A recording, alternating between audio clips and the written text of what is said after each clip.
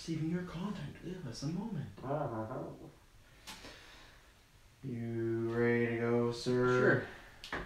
Hello, ladies and gentlemen. Welcome to GeekVerse podcast, episode 222. 222. I think we special. Yeah, the impromptu special. I think before we get into who we are, I think we at one point need to have like a council of what now is the number episode and what isn't. You know, I always make news numbered and like bigger reviews, but I think the newscasts have to be, of course. Yeah. Always. but then we gave it's Bad hard. Times a number, but we didn't give Apostle or First Man a number. It's tricky. Maybe the first movie of the weekend gets it. That's fair. Because if we have to, like, all Those those are bonus. like First Man and Bad Times, they came out at the same time, but Yeah. we chose one before the other, Our and the because GeekVerse of that, stamp of approval. it gets the number.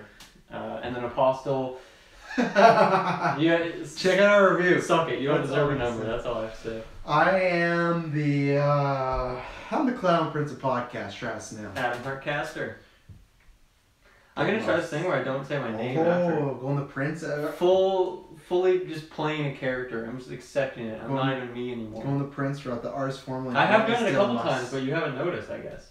I've done the last couple newscasts. I just said I'm Hartcaster. I think Taylor noticed. He's like waiting for me to say more, but you can never tell with him because I feel like it's like a saw moment at the end where it all makes sense. I feel like now I remember all the times you said it and didn't say your name, but at the time I didn't put two and two together. But yeah, we're dropping a newscast because usually we wait and it piles up. But last week it happened, this week it happened. Hopefully the next 2 weeks it won't happen because it's just we love talking about, but man, there's just been a lot of news. It's been a busy month. And it's not even because we don't want to do podcasts, just this month very busy for us because 24-hour stream is upon us. What I will say, because I've not promoted it as much, I keep forgetting about it because we filmed it a few months ago. Wink, wink, nudge, nudge.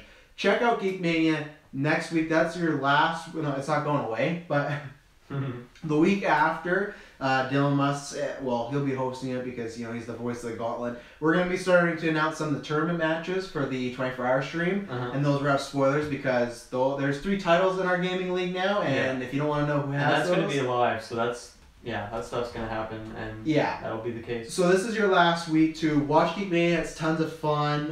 Thanks for some people that haven't responded. Briggs watched this week. He said he was a big fan of it. So we watch that because we don't want to be spoiled coming out. And then there's gonna be there's gonna be an episode on YouTube and podcast. It'll give you a rundown of what's gonna be happening in the tournament. 7 rounds. So we're gonna go over the competitors. Dylan's gonna get we got some new people like Ruben and Sarah for the first time joining us. So, so November 3rd, 24-hour stream, Extra Life. Please join us. We're trying to raise $1,000. We're shaving 3 heads, mine included, if we hit that goal.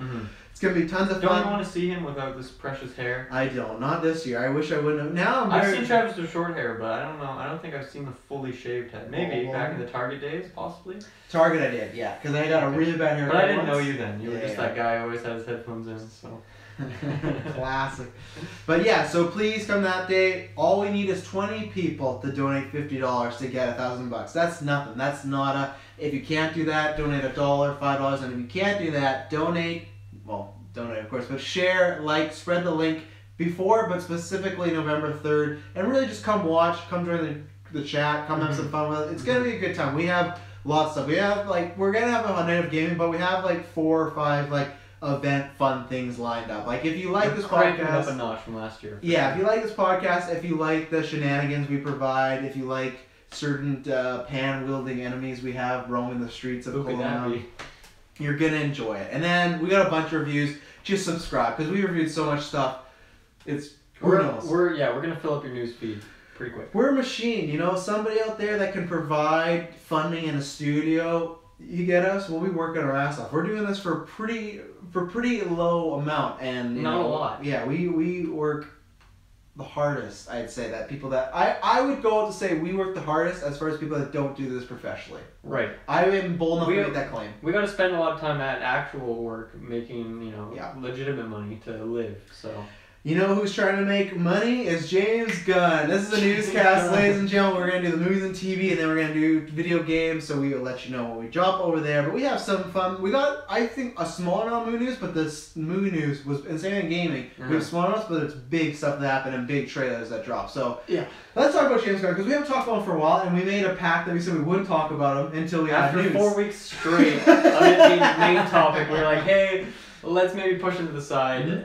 But we're back. But he's back. So it's been rumored, and it's DC actually confirmed this, that he's writing Suicide Squad 2 and eyed to direct it. So again, this is DC. Anything can change. We've lost directors and writers all the time. He could work on half this movie, and someone else, 10 other people could work on the second half. 100%. But Dylan, what do you think? What do you think the aspect of him doing Suicide Squad 2? But more importantly, we had obviously talked about this was a possibility, but this is still one of those things where it's like, it's the obvious kind of like, oh, of course he'd go to DC. It feels pretty fast too, considering all that shenanigans just happened. In July. July, Comic-Con weekend, remember? So yeah, what do you think about him possibly doing Squad 2? But more importantly, what do you think about him being, I guess, if, let's say, goes the distance, he's part of the DC family now. Part of the DC family. Yeah. Well, first of all, I think it's hilarious. That's the first thing. Yeah. It feels like a meme. It feels like when after everyone made that, like, oh, going to DC, like, it's happening. It just feels like something DC would do. It feels like they're really been grasping at straws. They're a little lost. They're not happy with how some of their movies / press of those movies have come out. Yeah. And so what are they going to do? They're going to take this guy who got kicked out of Disney because of his malpractice, I'll use that word. And you know, after he made a couple of great movies with Marvel. So I mean, yeah, there's layers to this one. I think from DC's perspective, I mean, here's the thing, right? We talked about the James Gunn thing a lot, and he did a lot of shitty things. He probably maybe there's a chance he's still doing those shitty things.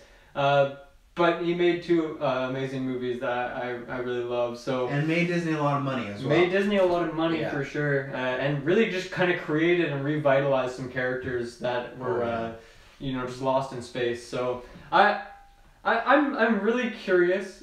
Suicide Squad was an interesting movie. It's got a lot of problems. It has a few pros.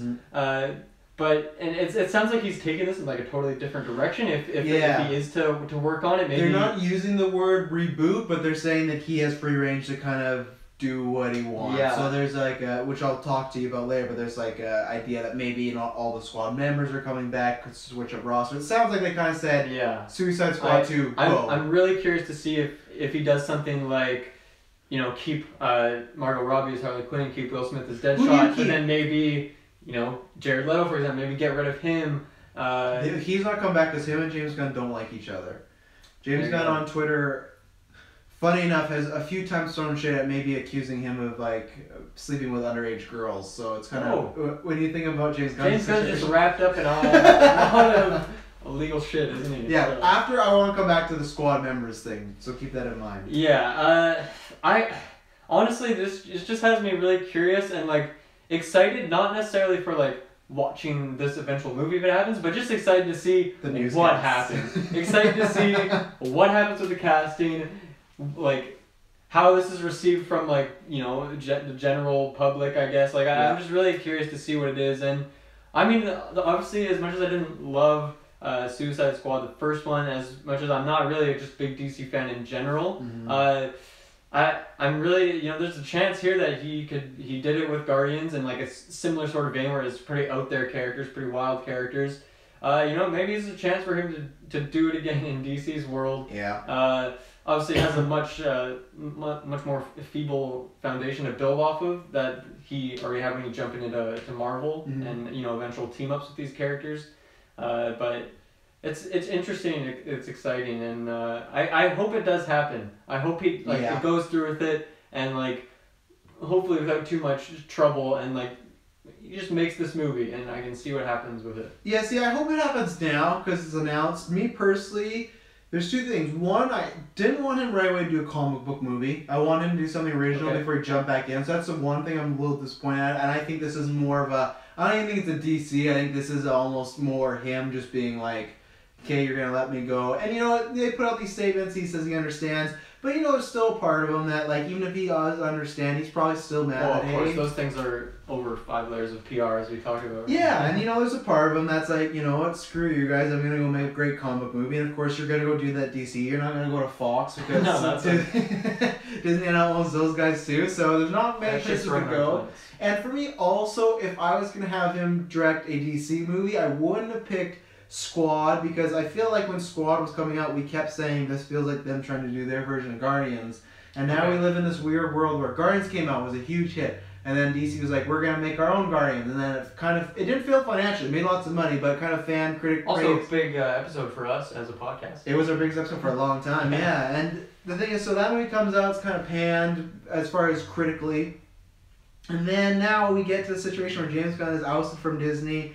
And he's directing this movie, a sequel to a movie that was kind of like a knockoff of his movie. And it's just like this weird, like when Deadpool says like, that's 4 wall breaks, and 4 wall breaks, it's like 8 times meta or whatever, or 16 times meta breaking or wall breaking. Like, that's what it feels like. We're just in this scenario that doesn't even feel real. And for me, I would have liked to see him do something a bit different, because I feel like I know this is at least going to be a good movie. I think it's good. I think it's all good for DC. I think it's good to get this director. It's good to get him when I think he's going to be very motivated. Think, obviously, they might get some flack, but I think the potential success of the movie will probably outweigh that pretty heavily. I think so, and I think by the time this movie comes out, if he does go through with it, no one's going to care. I think the Guardians aspect, when Guardians 3 comes out, there'll be more talk about James Gunn, the tweets, should he have come back with Squad, the tweets. But with Squad, I think maybe someone will bring it up, but I don't think that'll be a big thing by the time we get there, because it doesn't have anything to do with that, like Warner. So I think for DC, huge win. I think, like I said, James Gunn's going to be very motivated to make a great movie.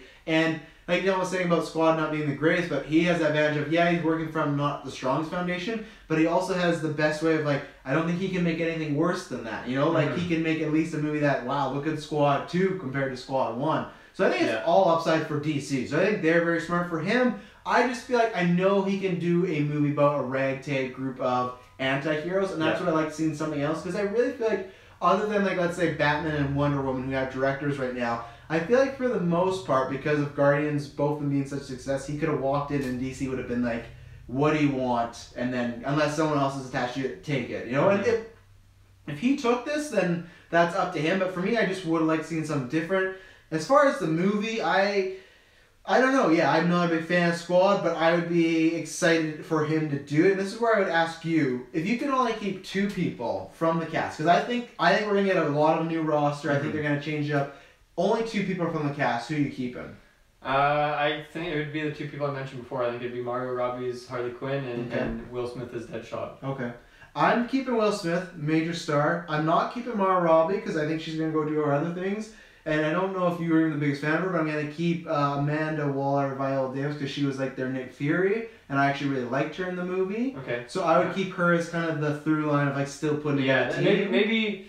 I mean, I still have only seen Squad once. It was when it first came out, so I think I have a better memory of the more glamorous characters. Probably not so much like maybe one was actually good for the story. Yeah. Killer Croc you could keep. Killer Croc you could, or you could leave him in the sewer where he belongs. So I'm excited. I guess I'm excited because DC has had like a rocky road, but I'm very excited about what is coming up next. Aquaman, as you've seen this cast, I feel like we're all kind of lukewarm on it, but I still feel like that's not going to be a...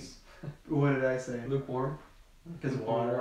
Okay. It's good. I wasn't meaning to, but just that smart. I like it. I think it's going to at least be fine. I don't, even though Dylan's rocking the 13%. I have to stick with it. You have to. I don't have to, but I'm choosing to. But if I look past that, they have Shazam coming out. We all really like that trailer. I think that has a huge potential to be a big hit for them. If that movie plays the way the trailer does, I think that's going to be a movie everyone's talking about. Like, families are going to see it, kids. Like, I think multiple viewings. It could be like a Hangover where it's so funny. So you have that. You have Wonder Woman 2 coming out, which is going to be a bona fide hit, I imagine, unless the movie's just garbage. It's got to be. Has to be. And then hopefully we have Batman happening some point. And if they do, that's Matt Reeves. So they have, and then the biggest one is, I know it's not connected to that universe, but you have Joker coming out, and that movie has a lot of hype right now. Yeah. So they've been gone. Still, within the DC family. Yeah. So they've been gone since Justice League, but it feels like they took time to recoup and went, okay, what do we want to do? And we're gonna do, other than Aquaman, because that was already in production. The rest of them, like, we're doing this. So I feel like, and it is a new guy. His name's Walter Hamada. He's running it now. So they have a new chief there. Okay, cool. So my hope is that they took a step back and they're lining up all the stuff, and let's hope that it's I'm looking at Mario Sluggers right now, let's hope it's some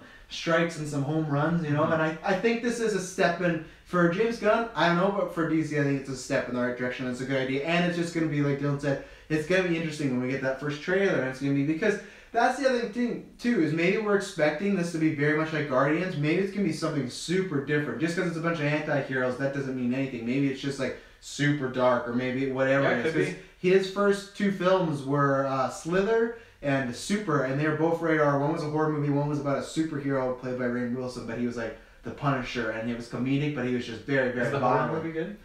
Yeah, it is. It's campy, but it's meant to be campy. Okay. It's kind of like a fun sci-fi throwback to the 80s. Nice. So yeah, he has that side, and they've always talked about Squad could be rated R. So who knows? So I'm interested. It's an interesting time. I have a question for you. Yeah. As you have a deep wealth of DC knowledge. Who does Dave Bautista get cast as? I'm glad you brought him up. Movie? I didn't know about, I didn't think about this until I'd seen the fan posters. I don't know if they have him in the story, but I think Bane is a fun choice. Bane, yeah. And not Tom Hardy's Bane. Like you've probably not seen much of Bane, but Bane used to be like a wrestler and then got jacked up, and he has like a mask. Like I think that could be fun, and you could make him a bit more comedic, but he's a bigger guy. But I think that's the route I kind of want to see. I like to see. I think it'd be a fun change from Tom Hardy's Bane, which was more serious, more kind of like a terrorist. More of a terrorist than like just like a huge Bane. That's the thing, and he is in the comic books. He is an actual really smart guy. He is very smart. He can go toe to toe with Batman sometimes with his mental ability, but other times he's just a brute who kicks ass. And I think we just had the Tom Hardy Bane that is a very smart, like is a kind of terrorist version. Mm-hmm. Let's do like the fun, like... It's been some time since that too, right? Yeah. Oh yeah, and the first one didn't go well because they made Batman Robin. It was in the 90s, and he was just like, he just would say like, break. Like I want that type of Bane. I want like kind of somewhere in the middle. Maybe some actual character, yeah. Yeah, and I'm very excited to see what happens with Bautista. He can't be in Guardians 3, can he? After all this? No, I think he's getting off in Infinity War Part 2. I said to somebody that I think, when everyone comes back in Infinity War 2 and they're like, oh man, Gamora, I thought you died. And she goes, oh no, Drax, he took my place. And he sacrificed himself, Why not? Why not? So, yeah. That's a fitting story reason. Batista. Lost in the cosmos. We loved you as Drax, but we're hopefully going to love? What's that? Aladdin. I'll start that trailer first. I'm going to start because maybe I'm more native. I went back and watched the Beauty and the Beast teaser trailer, so it's fine. They didn't show the Beast in this. At first, it's like, why wouldn't you show the genie? Just even a glimpse, because I thought maybe they were a little worried about the genie, because obviously everyone's just like, no one can play the genie other than Ron Williams. Mm-hmm. I think people can. Everyone said the same thing about Jack Nicholson's Joker, and then Heath Ledger came around. I like this. It's a good tone setter, but I will be honest, and Disney's good at this, and I don't want to sound like an old man or a brute or anything like that, but I did get a little triggered, and Taylor has a lot to do with that, and just everybody just saying this is going to be the best movie of all time. We've seen nothing.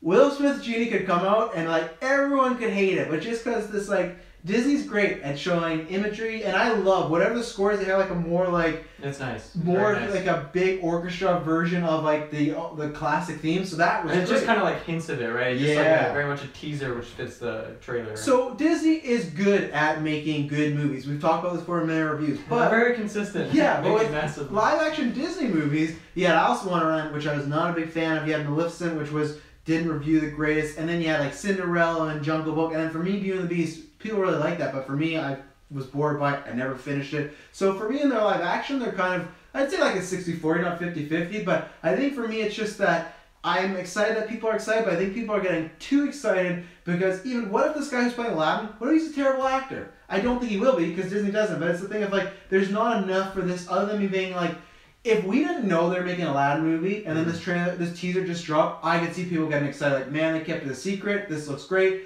But we've known about this for about 2 years. I looked at my Facebook memories. Today is the anniversary. 2 years ago, we talked about who should play the genie. Legit. Wow. Yeah. That's on fun. GeekVerse. Yeah. That's so awesome. For me, it's a fun little teaser, but I cannot get in this man. And maybe I'm hypocritical, but I feel even with superhero stuff, they might show some more. That's why they're run by different. That's why I watched Beauty and the Beast and Beauty and the Beast. They didn't show that much either. So maybe it's just a teaser, and it is a teaser, but it's not enough for me to be this is going to be the best live action Disney movie yet. I'm excited, but it was a good teaser. Mm-hmm. Yeah. I have a much less emotional attachment to the story, these characters. than you or pretty much anyone else on the GeekVerse has. You know, as I've talked about before, most of these like these old Disney movies, for me, that's what they are. Like I haven't watched them in a long time. Yeah. I've seen Aladdin at some point in my life, but I couldn't tell you when. It's been a long time. It was 100% in the VHS days. So nice. Yeah, and it might have collected quite a bit of dust since then. It hasn't been replayed in a while.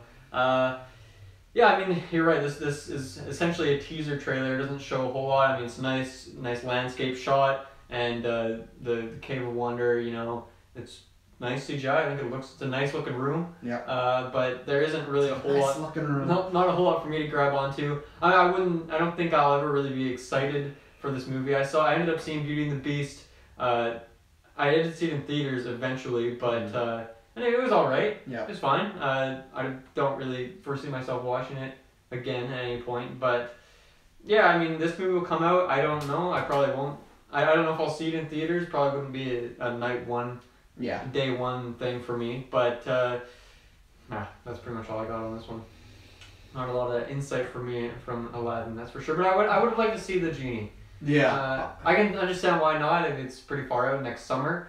I feel like this summer just ended, but you know, I just want to see what it looks like. I want to see how they do it. Because there has been rumors that he's not CG. If he's not, I think that's a huge mistake. I really do. If Will Smith is walking around in blue makeup, I don't think it's gonna go well. I mean, they couldn't do that fully, right? Like they would have. Well, I mean, like his wishes would be, but him as a physical being, like Dylan said this before. I was talking about this last week. I want to be Thanos. I want him to look like Will Smith, have the facial features, but to have that body and whatnot, I don't know I don't know, because I feel like it still could be a different sort of approach to Genie. I could be wrong. Yeah. People could be wrong, but it's just that. Yeah, I mean, it's Disney. They have so much money that they're not gonna let it happen without it looking great. I would say. I would say the same thing kind of happened with Jungle Book and Beauty and the Beast. I think. I would disagree though, because I thought the Beast. You didn't like it? I thought the Beast looked awful the entire time. He just looked. Because for me, Jungle Book, at least those animals, they're talking, but I could get past it and be like, man, these look real. The Beast, it could never click in. I never had that Gollum Thanos moment where like, this guy's really here. I just kept seeing a CGI furball. Fair enough. You know what's has lots of CGI? Pet Sematary. Actually, probably doesn't. No, it didn't look like it. I can't even recall a single ounce of. And Glass doesn't. You know what doesn't have a lot of CGI? Is Pet Sematary. Pet Sematary. Tell me, sir, because you have not seen the Pet Sematary. No, I have not. I have not seen the original. Heard about it through I've heard the title. Yeah. But I can't say I've heard anything in terms of like the actual story, what it's actually about. It looks like a horror movie. I couldn't even have told you that it was a horror movie. Yeah, I mean, you kind of said to me, Travis, that maybe I shouldn't watch the original, just go into this one, watch the new one. That's probably the route I'll take. I like this trailer. I think it's a pretty good trailer. It got me kind of interested. It's from the perspective of not knowing what the story is about. It's a good setup of a mystery. I don't know what's going on, and I'm curious to find out. So. Yeah, I thought it was a pretty nice trailer. I liked the music in it. It was very unsettling. Yeah, just those drums. Yeah, and good cinematography, nice shots. No CGI, all just nice practical. I don't know. It's pretty down to earth. Yeah. There wasn't really a whole lot of fantastical stuff to show. Well. Yeah, I wouldn't say it's number one on my bucket list for next year. I'm not itching at the boot to go see it. Itching at the boot. Itching at the boot. But I could see myself with another trailer. And I could see myself, being interested to go see this one in theaters for sure. So that's my worry. If the next trailer reveals too much, I could tell you can watch the OG one. That's why. So for people that are listening, watching, I'm not telling them not to watch it because it's a bad movie. I really like the original one. It is dated, but it's one of the few movies because I'm a big horror kid. Nothing get past me. Horror. Or as far as Pet Sematary, that was a horror movie that did scare me. You people know who Zelda is. She's very frightening. I still have nightmares. I have goosebumps every time that scene is on. And there's just many things in that movie that are very dark and very disturbing. So that's why I told him not to watch it, because there's certain things you don't want to be spoiled. So that is why I will say one thing to tread lightly. Even if the next trailer spoils too much, I almost tell you maybe not to watch it. I will tell you not to watch it, because there's just, I'd say 2 moments in particular in this movie that you might not feel are coming. And then when they happen, I just remember watching it for the first time, because I've never read the book. And it's just there's certain moments where you go oh, they wouldn't do this, and then they do that, and you're like, wow, it's I think it's gonna be good. It looks very updated. I like the cast. I like Jason Clarke. You know, he's in Dylan's life all over the place right now. He's everywhere, man. But he's a great choice for the main lead because in the original, the actor I like Metcalf, but like I don't think he's the greatest actor. So the father is very subdued. You know, he's very subdued. He's a kind of a low emotional guy. Where Jason Clarke will actually act that out. John Lithgow's Judd is a perfect choice. Yeah, it looks good. It reminds me a lot of the It trailer when I loved It, the TV series, but that felt like an upgrade to the movie where it feels like, okay, they're taking aspects of it, they're taking new things and kind of spin them all together. That's what this trailer feels like. So yeah, I was already excited because it's one of my favorite horror movies, but this trailer got me excited, and this was obviously a day one for me, and I am I'm intrigued. That is my only thing though. I do worry because there's certain things that they could try to use to sell this movie because I just don't know my gauge on it. I just don't know how many people have or haven't seen this movie because I don't think it's one of the most popular horror films of all time. I think people know about it and talk about it, but I don't. Yeah, it's not one that I really hear like people often suggesting, right? Yeah, so I hope that they play it close to the chest and they just don't go assuming that people have seen this and they leave certain twists and aspects gone. So that's what I would think. Or that's what I think. That's what you do. That's think. what I would. That's what I that's would what you think. just told us you think, Travis. You know what I think? That? I think Glass is gonna be a pretty damn good movie. I think so. Yeah, this trailer came out, and I honestly don't have much to say other than it just looks phenomenal. If you've seen Unbreakable, it looks like Glass is doing the plan he hinted about in that, so it's following the footsteps of what was already laid out. It just looks really good, and yeah, I'm just excited for this movie. This is strange. This feels like the Venom movie I really wanted. I was saying when we saw Venom, and it's just like, I like that it's in a world right now when we have Marvel just bought Fox, and then you got DC. I don't think there'll be too many gritty superhero movies around for the most part. I know we got stuff like Joker, so that could change, but when like a Logan, those are pretty rare, and this feels like I like that. It's a realistic, dark, gritty, radar kind of superhero movie, and it looks exciting. The only thing I'll say is, again, from this trailer, I hope Bruce Willis comes to play, because Bruce Willis can kind of phone in at times, and in this trailer he only has a few lines, but the lines just feel very, cookie cutter. I hope but the thing is, I also don't know how much is this really about him, because the movie's called Glass, and both teasers have really centered around Glass, so maybe it is like a movie from most of the villain's point of view. I'm not sure. I'm interested to see how they divide the time up between, I'd say the four of them, because it looks like the therapist has a lot of screen time as well. Yeah. So I'm interested to see how they do that. And I'm also interested just to see when those tickets go on sale. I want to see the runtime of this movie, because I think Split was not a long movie. I can't recall. I'll look up while you're talking. But Unbreakable, I don't know how long it was. It felt like a slower movie, but I'm interested to see how much they got a lot of juggling in this movie. So you're right. It looks great, but also Shyamalan has proven before he can make also very bad movies. So I think it's gonna be great, and hopefully, fingers crossed that it's not too messy or just a hodgepodge of too much going on. Yeah, this is an interesting trailer for me because I feel like it didn't really. I mean, I just watched it once. Maybe if I really watch it again with a really critical eye, I'd notice something. But it didn't really feel like it pushed it forward at all from the first trailer. I felt like it was some of the same shots, and I guess the story advancement here is that they're gonna team up and maybe I don't know, wreak some havoc or something. But I feel like they kind of already established that in the first trailer. Yeah.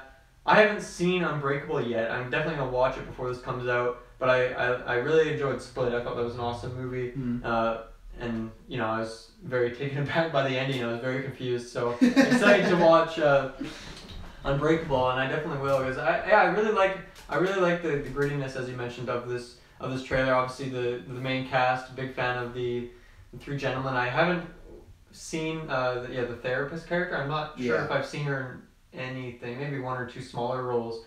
But I don't have much of a perspective of what she's like, but she looks pretty good from she's a great actress. Trailer, yeah, she's really good. She has multiple Emmy awards on her mantle.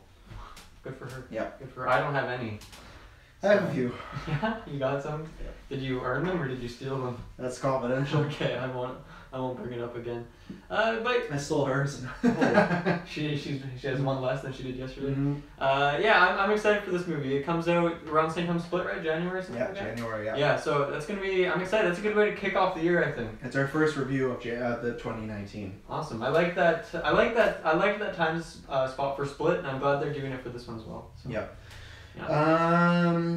You know what we're not gonna get in 2019 was another Iron Fist season. Oh, Iron Fist. Iron Fist season 3 canceled. Yeah, so it's not gonna be coming back. You know. That's what that means. Yeah. This is weird, right? This is the first. This is Marvel's first failure ever. Even Agents of S.H.I.E.L.D. still on TV. None of their movies have bombed. This is the first thing that they admitted, you know what, just didn't work out, and we're cutting ties. It's interesting because I don't know. I didn't really thought about it that way because Daredevil season 3 is obviously coming out, but Luke Cage and Jessica Jones. It's not like they've officially said, "Hey, we're making season 3. It's coming out here." I feel like, generally, I guess they're pretty quiet on this stuff. Like Daredevil just seems like it came out of nowhere, and now it's coming out this month. So yeah, it's a bold statement, but it's really just accepting the loss that Iron Fist is, and it's unfortunate because I liked season 1 enough. I thought I had a lot of good stuff in there that was surrounded by some unfortunate takes, I guess. But season 2 was just an improvement in like every aspect, really. And shorter season, I thought really was to its benefit.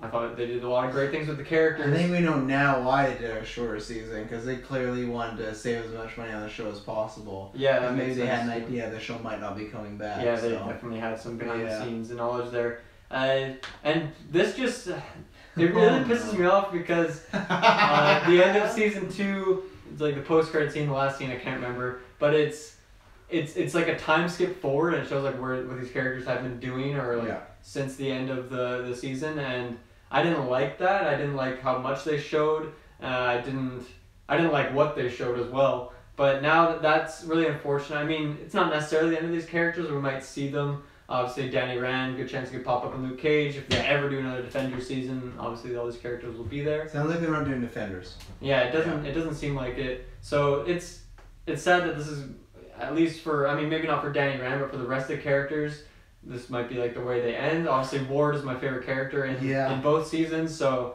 this is, I feel like with certainty, the end of that character. I don't think we'll ever see him again, so it's unfortunate. I understand why, but I don't know. It's just too bad. I guess it just shows with certainty that it's never going to happen. So no. At least I don't know. I'm trying to put a positive spin on this. At least we know, I guess.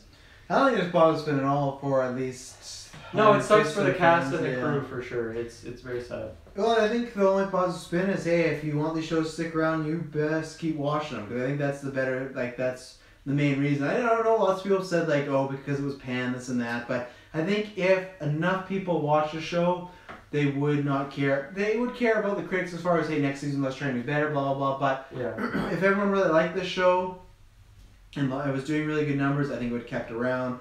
Obviously it didn't. I hope we see. I think we'll see Danny again, and those are rumors going around, because there's also rumors that Disney might put on there like Disney Play, like streaming app. I don't buy that for a second. I don't think they would be like, we should bring out Iron Fist, unless they're like totally rebooting it, a new take, and like he'd have the costume, everything. Which another thing, we never got to see the fucking costume. No, I didn't think about that. So frustrating. And Iron Fist is one of my favorites. So I do lean more towards, and there also have been rumors coming out that it's not the end of Danny Rand, it's just the show, but it is the end of him in the sense of you won't get a season arc of his story. It's the end of his world, You'll just get I did this over here, and that's where I was, or I did this, or blah blah blah.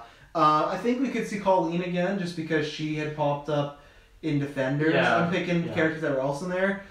Ward is tough because it's just a personal bias that I want him so much, and I hope that he had like a little flirtation with Misty in their season, so make him Misty's boyfriend, and I'm happy, even if he just popped out. Yeah, Misty has a good shot of coming back with Luke Cage and stuff. Yeah. So, Misty's an OG Luke Cage character, right? So she was fine, because the word right now is Luke Cage is getting a season 3. For me, I would have liked Iron Fist just to get one more season because they left some loose ends. They were introducing something that was really cool from the comics, if you know, like Orson Randall. That would have been really fun. So I would have been fine if we got one more and then a cancellation, but it didn't happen. So for me, I just hope we see these characters pop up and things. I have always said that I feel like they should have always done Heroes for Hire, and I kind of hope, I don't know if they'll ever make Iron Fist a full-on supporting character in Luke Cage and he'll be in the show from start to finish. Yeah. But I would love to see, let's do Luke Cage Season 3. If that's a hit again, I think maybe close with that, and maybe make like Luke Cage Season 4 like Heroes for Hire. Yeah. Bring him back and I hope he's in there more than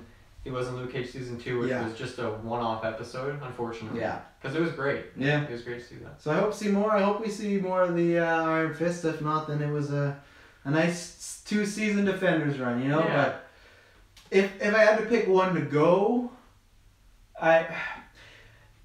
that's a tough question. If I had to pick one to go, I couldn't pick Jones just because I love that first season. But if I'm just going off the latest seasons, it would be Jones because I really did not like Jessica Jones Season 2. Yeah. So, but if I had to pick one overall that would have to go, it probably would have had to have been Iron Fist, unfortunately. Yeah, I mean it would be a big debate that or Luke Cage. Can't lose Bushmaster, you know. I want to see more adventures of Bushmaster. But I don't know. I don't want to lose Ward. I love Ward. I know. Ward's great. I know. Ward's better than any character in Luke Cage. That's a bold claim. Maybe I shouldn't say that. He's pretty good though. He's pretty good. He's more enjoyable. I'll say that. He's very enjoyable. Do you have any other movie TV news? No. You gonna take us over to games then? Let's take us to games. Mm-hmm. Just a couple things, at least from me. I'm assuming you as well. All my news is your news. All of my news is your news. Yeah, I just stole this from the other guys in the GeekVerse chat. So shout out to Travis and Kirkland for hitting me up with this stuff. But yeah, there's from a few. This is mostly, it's still a rumor, still not confirmed, but there's various sources on it, and it sounds like it might be happening that Obsidian, the studio, might be getting kind of acquired by Microsoft. Fallout New Vegas. Knights of the Old Republic. 2. Not 1. Just the second one? Okay. Yeah, 2 is good, but it's not. It's not 1. But hey, you know. I think Pillars of Eternity is their most recent game. But yeah, Fallout New Vegas is kind of their big one, and that's the one of their games that I've played. It's out of the new Fallouts, Fallout 3, New Vegas, and 4. It's definitely my favorite. I feel like it has the most fanfare, and like there's. I think about it. Yeah. Like, man, I want another Fallout New Vegas like game. Yeah, people have been definitely saying like, oh, I'd like to see Obsidian work again with Bethesda. I didn't think that was going to be happening. This is definitely a confirmation that it's not happening. 100%. But there is a lot of stories of that partnership didn't go so well as it was, like even during the process of making it. Like, I don't know. James Gunn. I don't know what it was exactly. I haven't looked into it too far, but yeah, I just from hearing that stuff, I didn't think it was gonna. Happen. I never knew that. That's good to know. Yeah. But what these guys are great at is making RPGs. They're great at. They took Fallout, which is I guess like a open world shooter. It has a lot of RPG elements, but this Fallout New Vegas more than 3 and 4 felt very much like an RPG. It leaned more on the that's what if I had to pick one genre, I would associate with that one. Whereas Bethesda as a company is very much going away from RPGs more to the kind of action adventure category or action RPG as they're calling it. So I really like New Vegas because it's a true RPG. But this is a really interesting acquisition. I think it's amazing for Microsoft because we've talked about on end like it's a DC move. It's a big win for them. It is a big win for them. Like, also down in the dumps a little bit. Yeah, exactly. And they have a serious lack of games that are exclusive to them and unique games. They have the two big ones are Halo and Gears, which have been around for a long time, but they're shooters. And they're losing steam. To be honest, they are in sales, and I feel like just in in popularity. You got to look at their direct competitor, which is Sony. Yeah. And I mean, obviously Nintendo is almost exclusively exclusives. But Sony obviously this year alone like Spider-Man, God of War, Detroit, God of War last year, also Horizon really well on the Horizon, they have Days Gone, they have Ghost of Tsushima, they have Death Stranding, Last of Us Part 2. Last of Us Part 2. Like that's a lot of content that's exclusive to them, and these are big AAA games. These are games that are in contention for like Game of the Year last year, Horizon. This year, God of War is certainly up there. Well, yeah, and I'm always the business guy. God of War was their highest selling exclusive until Spider-Man came out. They broke that record in the same Twice year. in a year. Yeah, so that's fantastic. They're doing well. Yeah, and it's interesting. A lot of those games are similar style in terms of gameplay, in terms of like AAA trends. So I think Obsidian is a really good acquisition for Microsoft because it will give them a lot. I mean, one, it'll give them a big exclusive. It'll give them something different. It'll give them some good variety. And I think buzz is another thing it gives them too. It gives them because at E3 they announced a lot of those studios. Yeah, definitely. And there are a lot of, we looked up a lot of good studios, but none of them have the buzz that Obsidian will. And then when people are gonna be like, man, what is the game gonna be? That could easily be something that's like that's their big game they show at E3. 100%. Yeah. Yeah. So I'm really curious to see this. I'm excited to hear like what happens or what kind of game they make if this does happen. It is still a rumor, but it does sound like it is kind of happening. Yeah. Well, especially because it's from Jason Schreier from Kotaku. He's like in Hollywood, like the Hollywood Reporter deadline. He's like one of these guys that most stuff that he puts out has some truth to it or ends up becoming true. Like he's known as kind of like the top video game journalist right now. He's not one of these guys putting out like, here's your top 10 Halo guns. It's like he's doing like full on, like when we get the Needler's the answer. Yeah, like when in 5 years when we get to like what really happened at Telltale, like he's the guy that writes those types of pieces. So I think it's gonna happen, or it's in the process of happening, or it's happened, and we're waiting for next July to get like an official. Well, even then I don't know. We'll talk about that in a bit. Yeah, it's. I'm just really excited to see like what kind of game they make, because I mean, if you look at their history, like they have obviously RPG at their core, but diverse other in terms of like gameplay.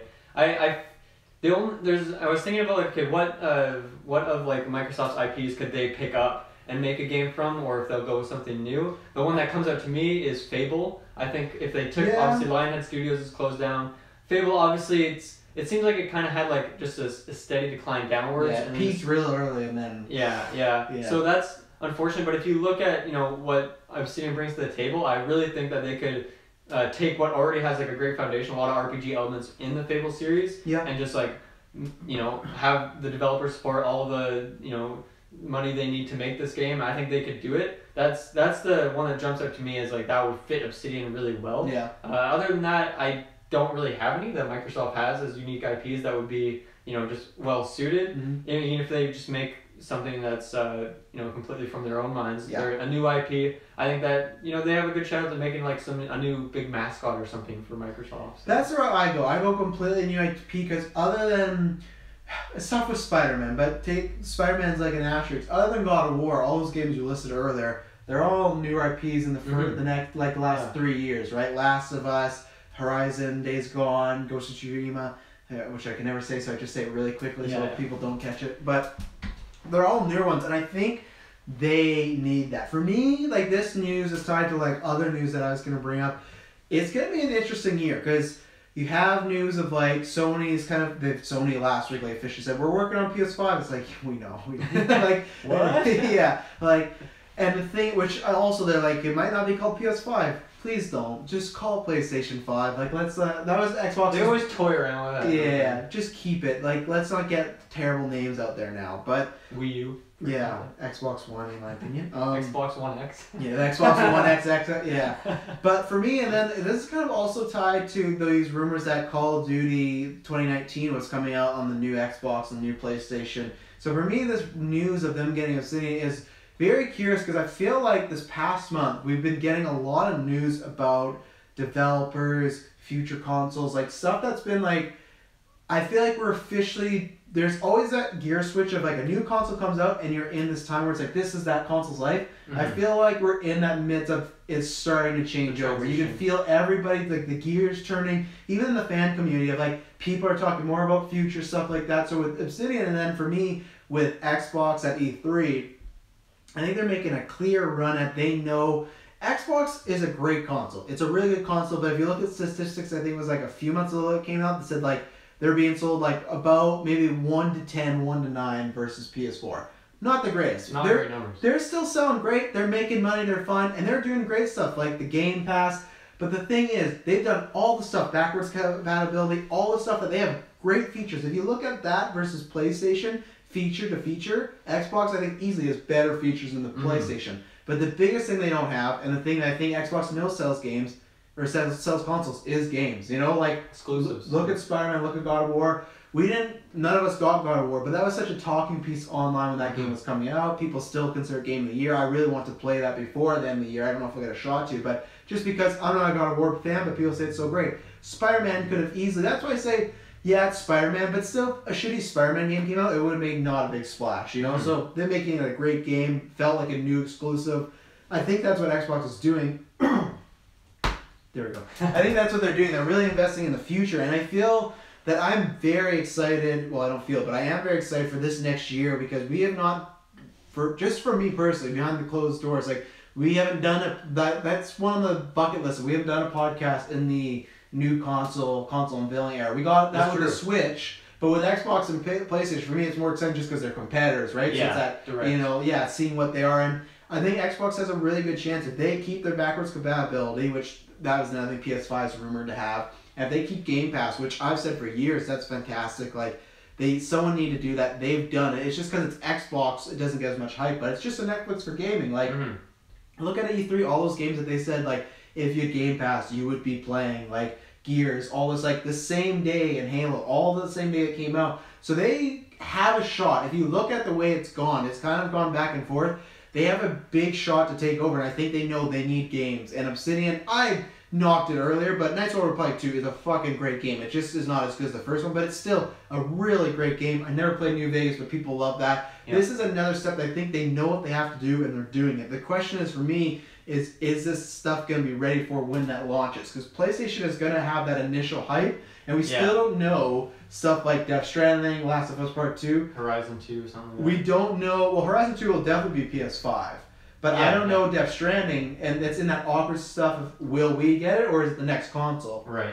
If it's next console, PlayStation already has a lineup ready to go of like we got this coming in the first year. Yeah, this coming. So will Xbox have that going? I'm not sure. If this console, the newest consoles come out 2020, I think they will. But if these rumors of them coming out next year, that's where it's going to be interesting what they do. And because I think they need, because it seems like most of the time the console that comes out of the gate with sales seems to win it. PlayStation, everyone forgets, is PlayStation 3 actually won their generation, but they didn't win it till like the last 6 months of the generation because they were playing catch up the whole time, you know? Yeah. So I'm really excited to see what they do, and I cannot wait for those E3s, those console reviews. And I really want, because with Xbox, to me, I think they always put on a good show, but it's just, there's nothing for me that I want a game. I don't think they have a diverse lineup. They need games that I want to go, man, I need to get an Xbox now because this looks great. It's always the same stuff. It's always sequels. It's always just spin-offs of Halo and Gears. It's like, you can only do this so much, and I feel like that's kind of in the fan base. They have the people that love those games like a Taylor, but they're not bringing the new people anymore. And that's why I think a Fable, you could try to revitalize it, but other than that, like I think they need to be hitting people with new IP, and like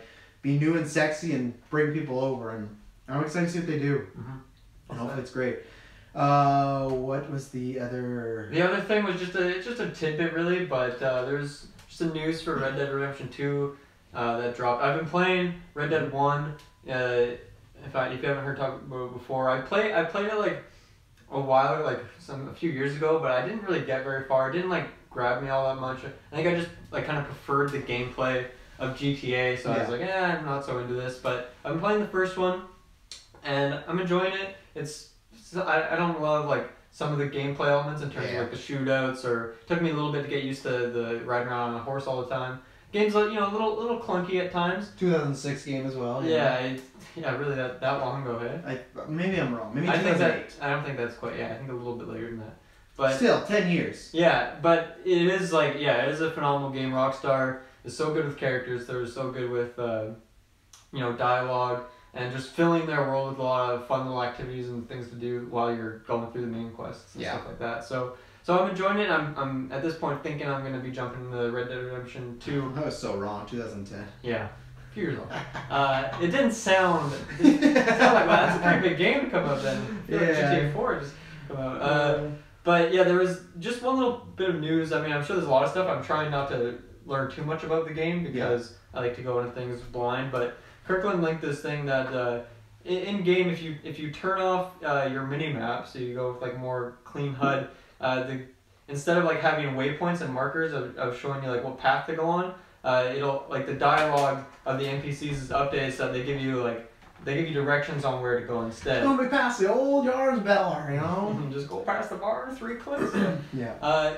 And for me, that's a really exciting thing because that's something I've really been taken aback by in a lot of games recently. Is that you get like it's like in a movie when you have a character that's like, okay, I'll see you later, and then they just like. They didn't plan like where they're gonna meet or at what time, but they just do it anyway. And I feel like games have gotten kind of lazy with that in recent times, where because waypoints and mini maps are just the norm now, they've just completely abandoned that from dialogue, where you don't actually ever get told where to go. It's just put on your map and you go there. Yeah. But one of the reasons why Morrowind is my favorite game of all time, it doesn't have a waypoint. It does have a map that you can use, but oftentimes it doesn't get updated. Instead, it's characters giving you directions on where to go, and because of that you feel so connected with the game, you feel really immersed in it. You're just paying attention to directions. You actually have to learn what you're doing. You have to pay attention, you have to listen. And I mean, one thing Morrowind 2 is kind of funny, sometimes they'll give you like really shitty directions, and it's like that's just part of it too, because this guy doesn't give a shit about you, and like, he doesn't care if he tells you the correct place to go, which can be frustrating at times. But I love that they are implementing that into the game. That's a big thing for me, and because of that, I know when I'm going to be playing this game, I'm going to try it at first without, and turn the minimap off and just go with that and see how much attention they put into that, because I want to see like, that has me really excited. That has grounds to really just connect me with the game. And I think that's a really nice detail that they're adding. Obviously there's probably 100 other things I could mention that they've been talking about announcing in gameplay trailers, but I'm trying not to watch that stuff because I'm not 100% sure if I'm going to get it, because I know I'm getting Fallout a couple or 2 or 3 weeks later. We have a 24-hour stream. I'm not going to have a ton of time to play it. And then Smash comes out December 7th, and I'm gonna sell Red Dead because I'm just gonna be playing that. I love that little attention to detail by Rockstar, and I hope more big companies follow suit and do that kind of thing. And I want Elder Scrolls to go back to that as well. I hate how they got lazy, where it's just you get a quest from someone, it's on your map, go there. That's the thing. It feels less personal. I don't think they will, because Rockstar to me it's so funny. They're just, to me, they're always the company. That's why it's not a huge shocking thing to say, but that's why they're always been my favorite developers, just because like they have the balls to still do these type of things, and I feel like they're very successful, but people still don't copy them at times. Like, yeah, well, this is the way gaming's supposed to be. That's why Rockstar, I feel like if you look at like GTA 5 is not like the greatest game of all time, but I feel like whenever they drop their games, they just drop them, other than like LA Noire, they drop them at a time where it's refreshing, and they just kind of, right when people stop talking about Rockstar, they come right back, and everyone's like, man, they did this. Because like, I think with GTA 5, I think the GTA game is a good to great game. I think it's great. I enjoy that world. But I think what they kicked the door down was with online, and that was the biggest thing. And they made a talking point there. Everlasting support, free content. Yeah, and then with Red Dead, it was about the story. San Andreas obviously was a huge like landmark in video gaming, stuff like that. And I even feel like with GTA 4, it was a big game. That was another thing more about the story of GTA. It was less about the shock value. It was like, they're getting back to this like really well told tale. And that's the thing. I'm excited to see what Red Dead is going to do, but I think Red Dead is going to do that, where that's been the most exciting thing for me. Is I love shooting people. The story I hope is great, but I know the story well, so I still don't know how the prequel's going to go. But for me, I think the greatest thing is until the online comes in, it's just everything they've talked about, just the little minor details. It feels like it's going to be this real, living, breathing world. And so we hear that at every E3 about an ever-changing world, and you feel like you get lost in it. And then when you play that game, you're like, no, like this just, those are just, that's the difference. Is other companies use those as like buzzwords, when Rockstar, they just actually go and do it, And I'm so excited. I'm the same thing. I'm not going to get that much time to play it. I've almost thought of not buying it day one, but I'm going to pre-order so I get those few little, those cookies and whatnot. But it's just, I'm very excited to play. I'm very excited to be in that world, because Red Dead is, I think I put him as my 3rd favorite game of all time.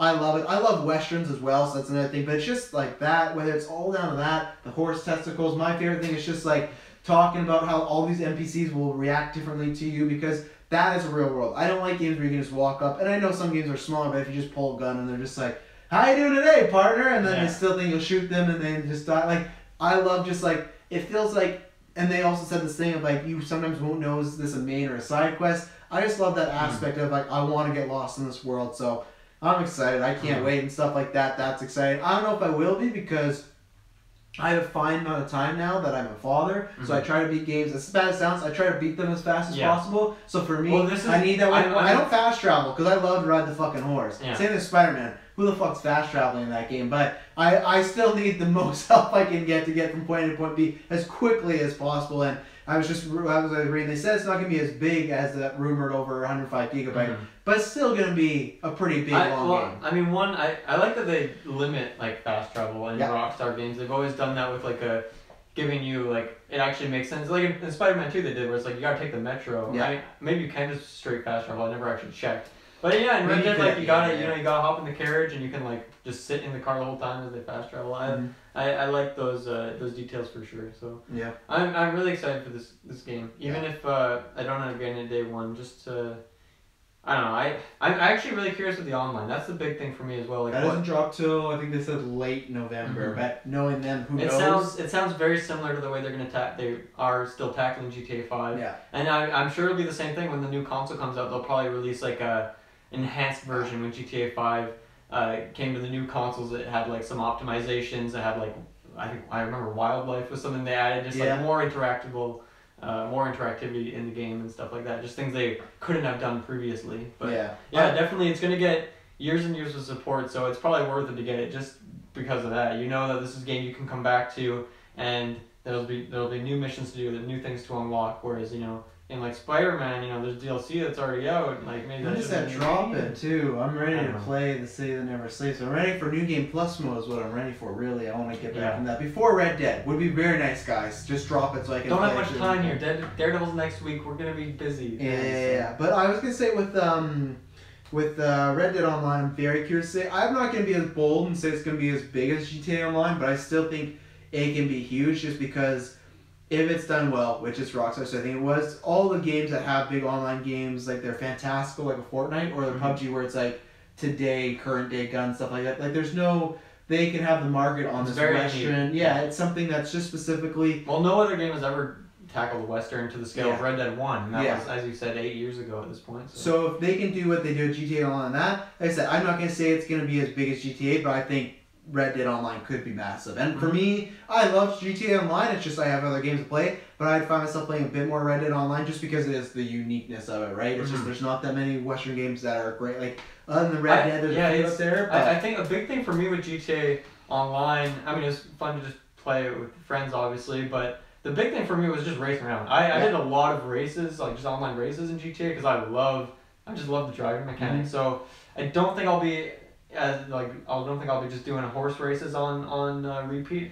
I'll be curious what else. Playing those dice games though and everything like that with people online for sure. The car games, 100%. That's what I'll be doing. Fuck the shooting. I was like, who needs Gwent? I'm just gonna go play Red Dead Online and play that card. Yeah, I love that. So, you got any other news to shout out?